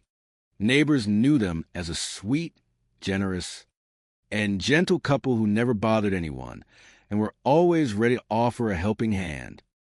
However, the tides of fortune can be fickle. By the year 2011, the national economy had shifted, and the family's business began to face severe challenges. They lost their major contract, and the steady stream of income slowed to a trickle. The sewing workshop, once filled with the rhythmic hum of sewing machines and the cheerful chatter of workers, grew quiet. As the financial pressure mounted, the family began to feel a deep sense of despair. In accordance with traditional beliefs carried over from their homeland, they did not view their misfortune as merely an economic downturn. They believed that a spiritual cloud, perhaps a curse or a misalignment of spiritual energies, had settled over their lives and their business. For generations, many families in their culture believed in spiritual guardians and protection of ancestral blessings. When facing major life crises, such as impending bankruptcy, severe illness, or legal troubles, it was customary to seek the guidance of a spiritual advisor.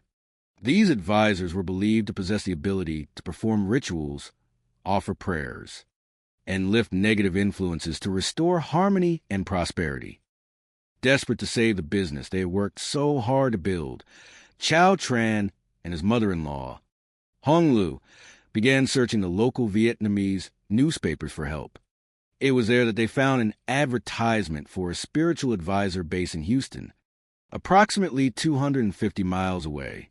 The advisor, a woman named Daphne Wright, claimed she could remove powerful curses and restore good fortune to those in need.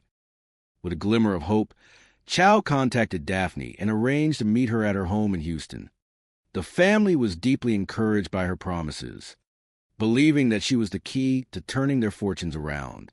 They could not have foreseen that this search for a spiritual savior would set off a chain of events, culminating in an unimaginable tragedy. The investigation begins. Within hours of the discovery, the apartment was transformed into a bustling command center. Detective Stewart, a veteran homicide investigator with 21 years of experience, arrived to take charge of the case. Having seen some of the city's most challenging cases, Stewart was nonetheless struck by the sheer brutality of the crime. This is one of the worst scenes I've encountered in my over 2 decades in homicide, Stewart remarked to his team as they began their initial walkthrough. The physical evidence suggested a robbery. The living room was disorganized, items were scattered, and valuable electronics seemed to have been targeted. But several details caught the detective's attention, appearing almost too deliberate. On the coffee table sat a small plate containing crushed prescription pills, arranged as if someone had intended to consume them. Nearby, a partially smoked marijuana cigarette lay in an ashtray. Most striking of all was a light blue bandana carefully wrapped around an empty beer bottle left on the table. In Arlington, certain active youth groups and gangs were known to use specific colors, and a light blue bandana was a recognized symbol. At first glance, it appeared that gang members had broken into the home, committed the crime, and left their calling card to claim responsibility. However, Detective Stewart and his team remained skeptical. Sometimes, a crime scene looks a little too perfect, Stewart explained during a briefing. It was set up in a way that practically screamed gang activity. We began to theorize that the scene might have been staged to throw us off the track. To find answers, investigators turned to the family. Because of the language barrier and profound grief affecting the household, Chow Tran acted as the primary spokesperson. He met with Detective Stewart and explained that on the night of June 9th, the entire family had gathered to celebrate Long Wen's birthday. It had been a joyful occasion, filled with laughter and traditional food. According to Chow, the elderly couple had a wonderful time, staying at the party until approximately 10 o'clock in the evening. Another family member had kindly driven them back to their apartment, which was the last time anyone saw them alive. When asked if the couple kept large amounts of cash at home, Chow admitted that while some older immigrants preferred keeping their savings close at hand rather than trusting commercial banks, his in-laws did not have much money left due to the decline of the sewing business. He expressed absolute disbelief that anyone would want to harm them, describing them as peaceful people with no known enemies. On June 11, 2012, the medical examiner completed the autopsies. The findings were deeply sobering. The victims had suffered significant blunt force trauma to their heads, likely inflicted by a heavy, flat object such as a hammer. However, the head injuries were not the primary cause of death. Hong Lee's face had been wrapped in 25 feet of heavy duct tape, and Long Nguyen's face had been wrapped in 10 feet of the same material. They had died of suffocation. The realization of the immense suffering the gentle couple had endured redoubled the detectives' determination to find those responsible. A sudden revelation. While the forensic teams processed the apartment for fingerprints, hair fibers, and DNA, a routine notification shook up the direction of the investigation. Detective Stewart received a phone call from an insurance representative.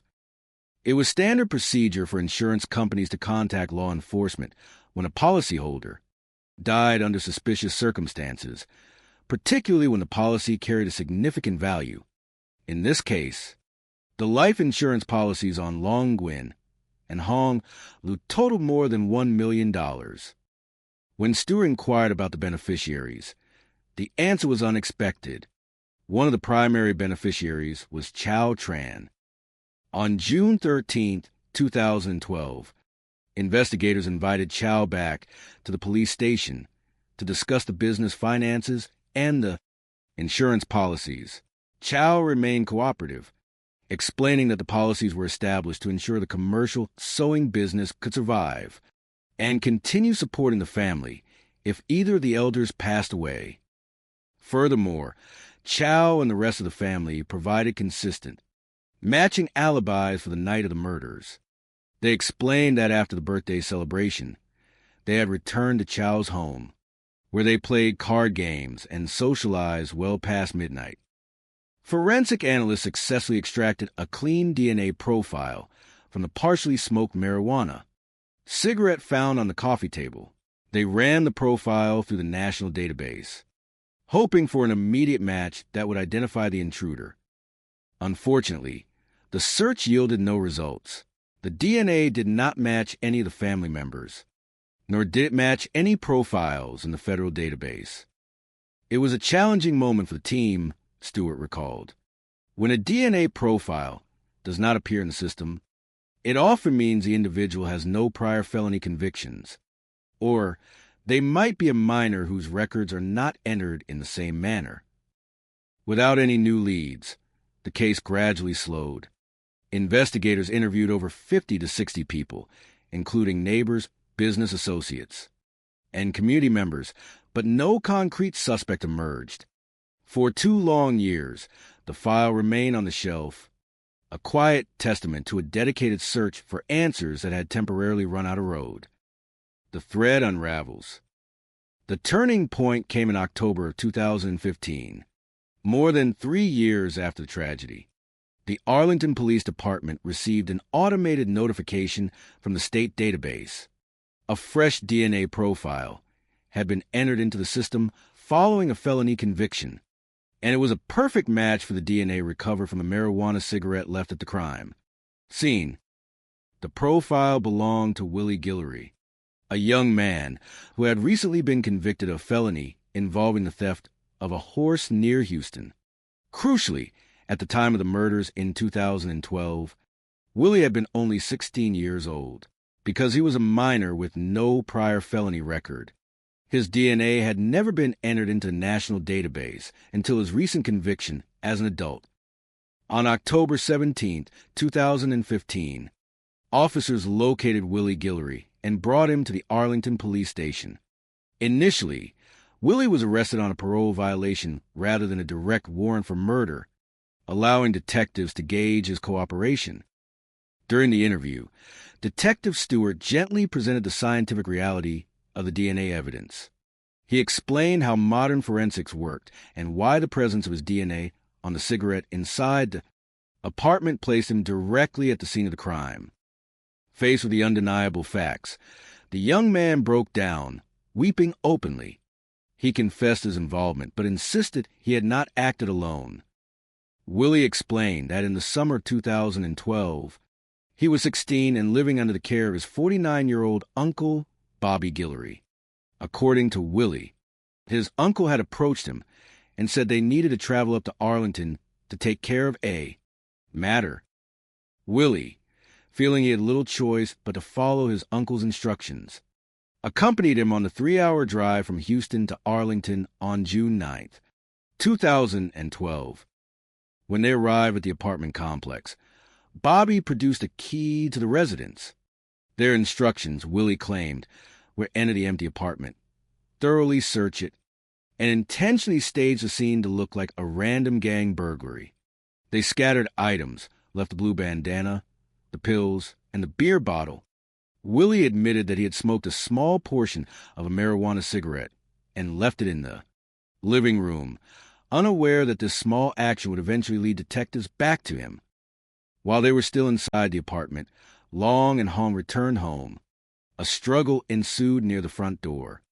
Bobby grabbed the elderly husband, incapacitating him with a heavy object, while Willie tried to prevent Hong from escaping or calling for help. Once the couple was subdued, Bobby used duct tape to secure them, and together they moved the victims into the bedroom closet before fleeing the scene. When Detective Stewart asked why they had targeted the specific couple, Willie revealed a crucial piece of the puzzle. He stated that the entire plot had been organized and funded by a woman named Daphne Wright, a friend of his Uncle Bobby. "My uncle met with Daphne at her office," Willie explained. "She told him that some people owed her a large amount of money and refused to pay. She said if they did not pay what they owed, she wanted them taken care of permanently. She promised my uncle $10,000 to do it, and she was the one who provided the key to the apartment." Connecting the dots, armed with this groundbreaking information, investigators immediately focused their attention on Daphne Wright. They discovered that Daphne operated a highly popular spiritual advising business in the Houston area.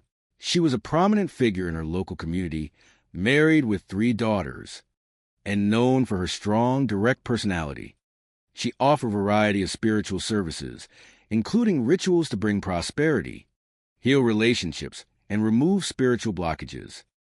When detectives reached out to Chow Tran to ask if he was familiar with Daphne Wright, they noticed a sudden shift in his demeanor, rather than cooperating directly as he had in the past. Chow immediately referred all questions to his legal counsel. This reaction heightened the investigators' suspicions that there was a deeper connection between the family's finances, the spiritual advisor, and the tragedy. On December 16th, 2015, detectives traveled to Katy, Texas, to arrest 52-year-old Bobby Guillory. Facing 2 counts of capital murder, Bobby initially remained silent, but eventually chose to cooperate after being presented with the details of his nephew's confession. Bobby expressed deep remorse, claiming he was in a state of extreme financial desperation at the time, having been laid off from his job and facing the prospect of homelessness. He confirmed that Daphne Wright had approached him with the offer of $10,000 to collect a debt or eliminate the debtors. According to Bobby, Chow Tran and Hong Lu had become deeply involved with Daphne's services. Over the course of a year, as the commercial sewing business continued to struggle, Chow had repeatedly turned to Daphne for spiritual interventions. Instead of paying for each service up front, Daphne had extended a substantial line of credit to the family. Over time, the outstanding balance ballooned to an astronomical sum estimated between $250,000 and $280,000. When Daphne demanded payment, the family simply did not have the funds. Knowing that the family held substantial life insurance policies, a plan was conceived to utilize those policies to resolve the massive debt. Most shocking of all was Bobby's allegation regarding the key to the apartment. When Detective Stewart asked Bobby how Daphne had obtained the key to the residence, Bobby replied without hesitation. "She told me she got it directly from Chow Tran." The path to justice. On August 31st, 2016, investigators executed an arrest warrant for Daphne right at her Houston home, along with a comprehensive search warrant. Inside the residence, officers discovered detailed business ledgers. The records confirmed that Daphne was charging clients tens of thousands of dollars for individual spiritual ceremonies, with some ledger entries detailing outstanding balances of $30,000 and $40,000. Daphne's husband, Howard, was interviewed by detectives. He appeared completely shocked by the allegations, maintaining that he had absolutely no knowledge of his wife's business debts or any criminal activities, asserting that he believed her spiritual practice was entirely peaceful. Daphne herself refused to make any statements without her attorney present, maintaining a calm and detached composure throughout her processing. In order to build an airtight case against the primary coordinator of the conspiracy, prosecutors made a strategic decision. They offered Chow Tran a specialized immunity agreement in exchange for his complete and truthful testimony regarding the financial arrangements and the interactions with Daphne Wright. During his formal depositions, Chow explained the profound psychological influence Daphne held over his family. He described how they genuinely believed in her spiritual authority and feared that if they failed to pay their debts, she would place a devastating curse upon their children and grandchildren. Chow claimed that in a state of extreme distress, Hong Lu had suggested sacrificing herself so the family could collect the insurance money to pay Daphne and protect their descendants. According to Chow, Daphne had embraced the idea, but insisted that both elders must be included to ensure the payout was sufficient to cover the entire $280,000 debt. Although investigators remained deeply skeptical of Chow's claim that his mother-in-law had willingly participated in such a plan, his testimony was vital to securing a conviction against the mastermind who had hired the hitman. The trial of Daphne Wright began on August 26, 2019. The courtroom was filled with community members, family supporters, and legal observers. Chow Tran took the stand, detailing the massive financial pressure, the constant demands from Daphne, and the delivery of the apartment key. The defense team vigorously cross-examined Chow, arguing that he was using Daphne as a scapegoat to protect himself and retain the remaining insurance funds, pointing out that there was no physical paperwork documenting the exact $280,000 debt. In September of 2019, after hours of careful deliberation, the jury returned with a verdict. Daphne Wright was found guilty of capital murder. Under Texas law, she received a mandatory sentence of life in prison without the possibility of parole. Both Bobby and Willie Guillory also faced severe legal consequences for their direct roles in the physical crime. A community restored. Though the legal proceedings brought a formal conclusion to the case, the true heart of the story lay in the healing of the Arlington community.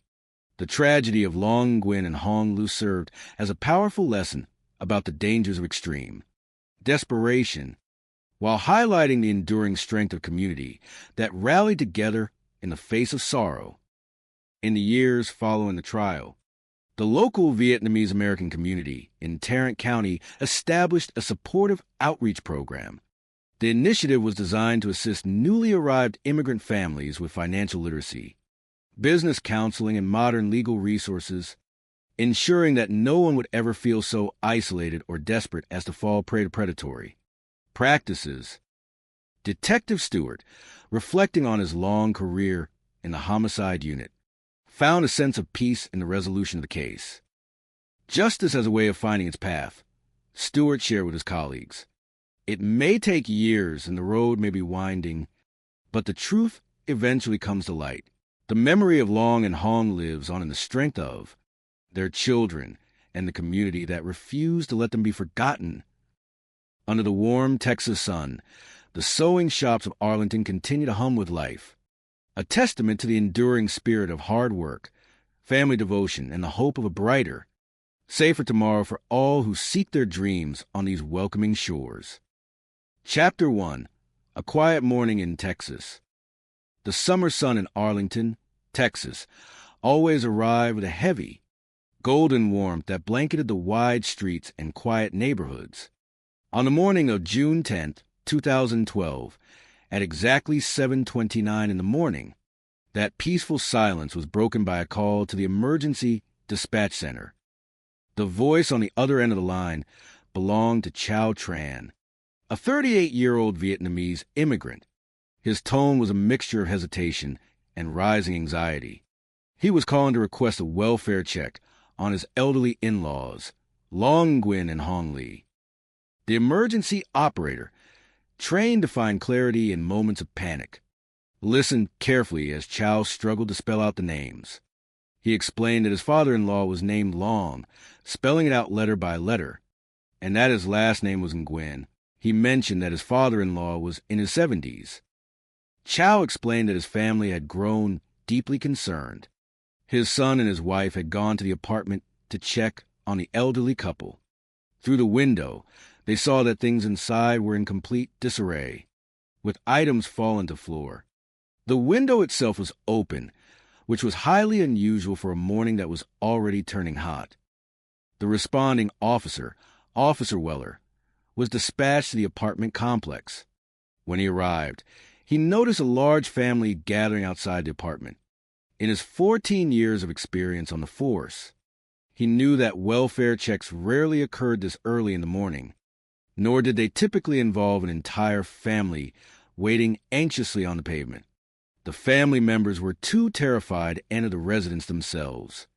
Sensing that something was terribly wrong, Officer Weller entered the apartment, calling out to see if anyone was home.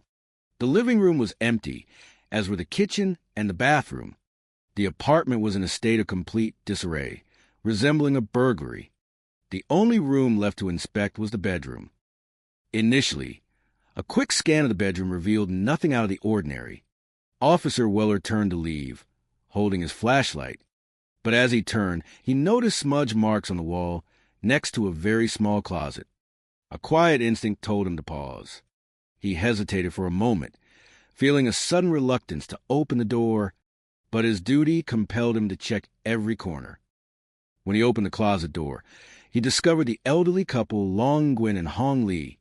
Inside, they were bound with duct tape around their limbs, heads, and mouths. There was no sign of life. The scene was incredibly grim, leaving the veteran officer in a state of shock. He walked out of the bedroom into the living room, unable to speak or use his radio immediately. After catching his breath, he requested a supervisor and a crime scene unit. Chapter 2: The investigation begins. When the homicide investigators arrived, they were deeply shaken by the severity of the crime. Detective Stewart, a veteran with 21 years in the homicide division, noted that the scene was one of the most violent he had ever witnessed. There were clear signs of a struggle. The walls showed marks where the victims had grabbed them as they were taken toward the back of the apartment. In the living room, furniture was overturned and compact discs were scattered across the floor, suggesting a robbery. However, the sheer level of violence seemed excessive for a simple burglary. The victims had suffered blunt force trauma to their heads, possibly inflicted by a tool like a hammer, though no weapon was found at the scene.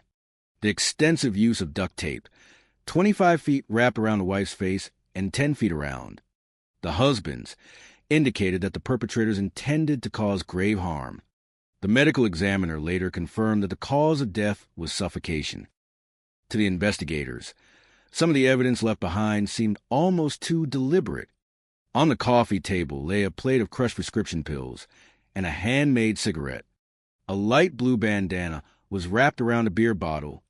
placed prominently as if it were a calling card.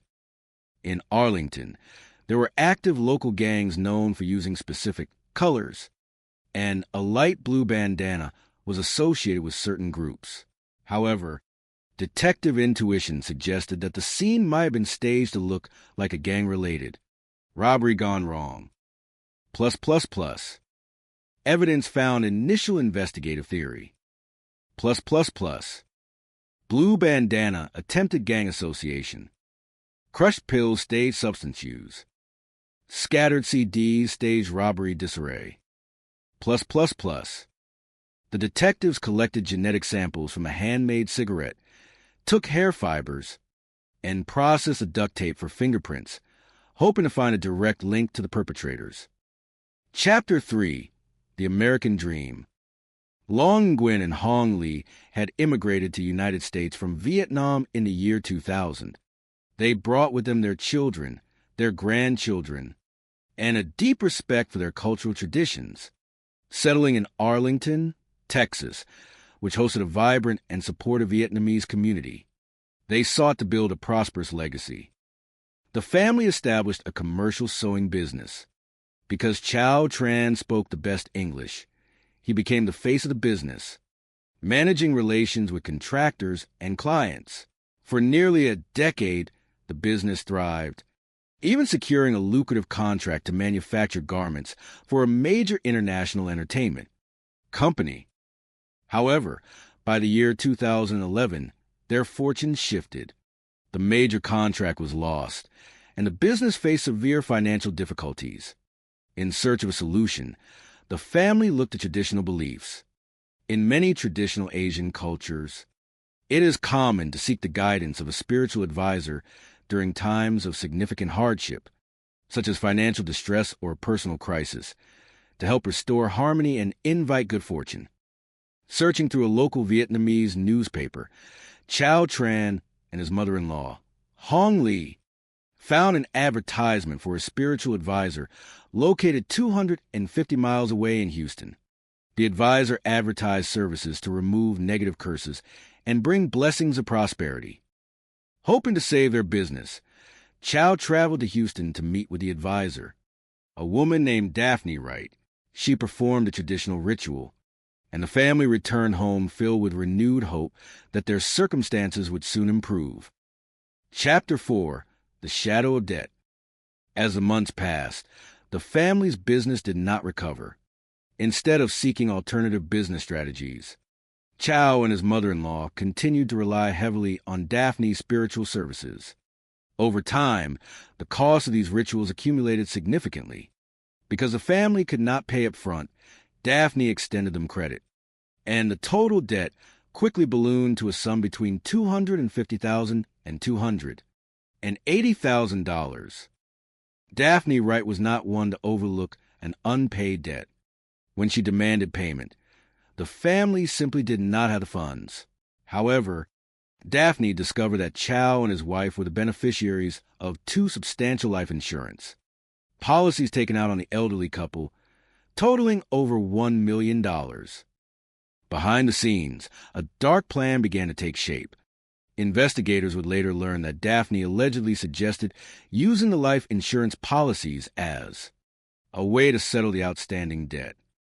In the immediate aftermath of the tragedy, detectives interviewed Chow Tran, who was acting as the family's spokesperson.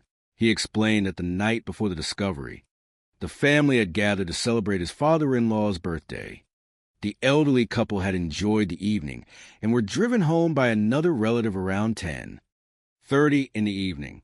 This was the last time they were seen alive. Chow cooperated fully with the initial questions, providing timelines and names of those present at the party. Genetic samples and fingerprints were gathered from Chow and other family members to compare against the evidence found at the apartment. When the results returned from the National Genetic Database, there was no match. The genetic profile from a handmade cigarette did not match anyone in the system, nor did it match any family members.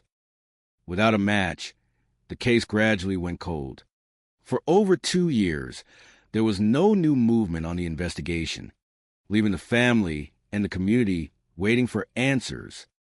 Chapter 5, The Missing Piece. The breakthrough came in October of the year 2015. The national database flagged a genetic match for the handmade cigarette left at the crime scene. The profile belonged to Willie Guillory, who had recently been convicted of felony involving the theft of a horse in Houston. In the year 2012, Willie had been only 16 years old. Because he was a minor with no prior felony convictions, his genetic profile had not been in the national database at the time of the murders. His recent conviction as an adult finally brought his information into the system. On October 17, 2015, investigators brought Willie Guillory in for questioning under a parole violation warrant. When presented with the scientific evidence linking him to the apartment in Arlington, Willie broke down and confessed. He revealed that he had not acted alone. He explained that his uncle, Bobby Guillory, had recruited him for a job in Arlington. On June 9, 2012, they made the 3-hour drive from Houston. According to Willie, his uncle had been given a key to the apartment to gain entry and stage a robbery. The plan was to throw things around to make it look like gang members did it. Willie explained during his confession, "We brought the bandana, the pills, and the beer bottle. I smoked part of the cigarette and left it there." Willie described how they waited for the couple to return. When the elderly couple entered, a struggle ensued, and they were ultimately bound and placed in the closet. When asked why they had targeted the specific